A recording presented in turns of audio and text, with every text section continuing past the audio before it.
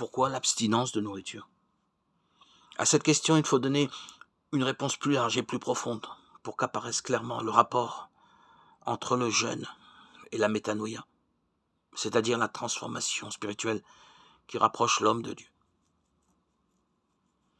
Nous nous efforçons de nous concentrer non seulement sur la pratique de l'abstention de nourriture et de boissons telle et en effet communément le sens du jeûne, mais sur le sens plus profond de cette pratique qui du reste peut et doit parfois être remplacée par autre chose.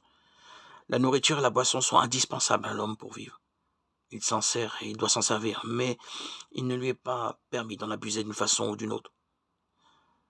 L'abstention de nourriture et de boisson a non seulement pour but de donner la vie de l'homme, l'équilibre qui lui est nécessaire, mais aussi de le détacher de ce que l'on pourrait appeler la mentalité de consommation.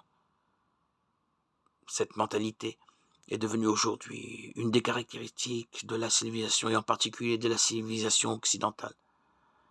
L'homme orienté vers les biens matériels, les multiples biens matériels, en abuse bien souvent.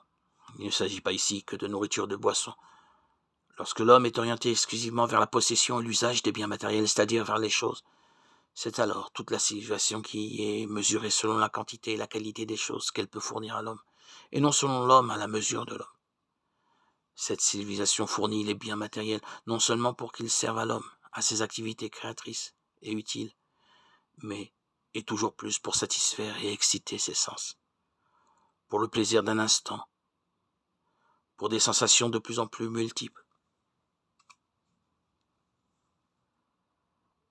Il nous faut donc apprendre à renoncer à toutes ces choses supplémentaires qui, avec le temps, ne seront que futiles à nos yeux.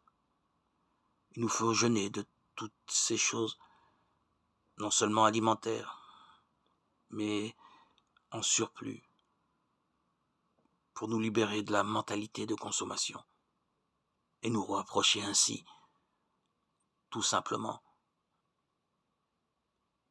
de Dieu.